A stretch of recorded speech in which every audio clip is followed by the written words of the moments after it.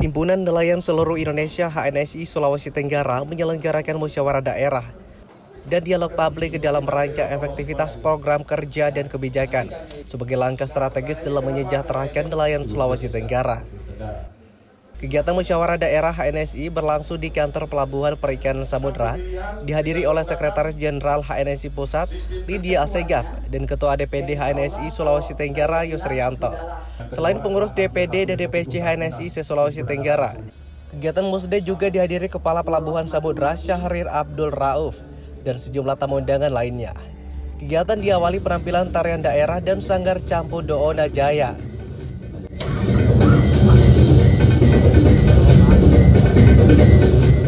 Lydia Assegaf dalam kegiatan musyawarah daerah menitik beratkan pada program kerja yang strategis dalam rangka menyejahterakan para nelayan. Langkah itu ditempuh melalui kolaborasi dan sinergitas HNSI daerah bersama berbagai pihak untuk memantapkan realisasi program dan penerapan kebijakan hilirisasi industri perikanan secara tepat. Lydia juga memfokuskan pada organisasi peran HNSI dalam memediasi aspirasi nelayan agar bisa mendapat respon penyelesaian masalah ketika mendapatkan persoalan.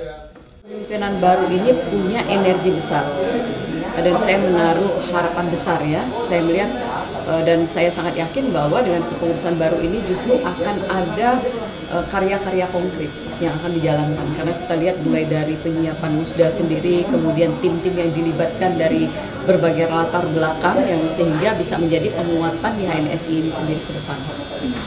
Kalau ini mungkin ada dorongan dari HNSI pusat sendiri untuk penekanannya di Sultra seperti apa? Ya, pertama yang jelas itu adalah penguatan dari kelembagaan itu sendiri. Jadi kelembagaan dalam hal ini pengurus-pengurusnya sendiri harus memang yang punya kompetensi dan memang bekerja ikhlas ya untuk memajukan sektor perikanan di Sulawesi Tenggara ini, dan kemudian juga harus ada program-program kerja yang jelas gitu ya.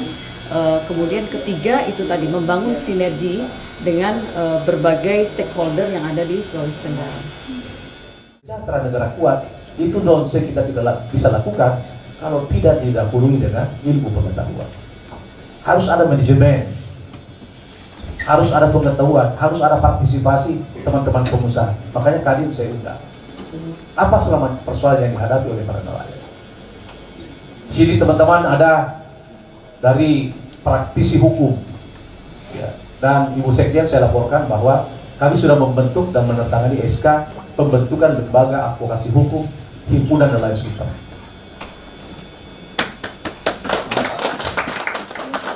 Yang kedua, yang ketiga yang saya mau sampaikan, bahwa di dalam kepengurusan Himpunan Nelayan ini ada juga para pengusaha, pemilik kapal, ada juga teman-teman para pejabat, seperti Pak Ketua Panitia tadi ini kan dia Kadis PU.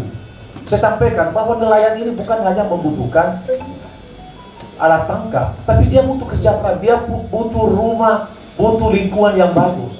Nah, kalau pengurusnya ada Kadis PU, kan tinggal dia senggol saja, udah kasih masuk anggaran. Kan seperti itu. Jadi dialog publik HNSI menyoroti target program peningkatan ekonomi nelayan di sektor perikanan melalui penguatan industri perikanan, peningkatan nilai tambah dan pemasaran hasil perikanan, kolaboratif, dan membuka lapangan kerja. Dari Kendari, Tim Liputan Sultra TV melaporkan.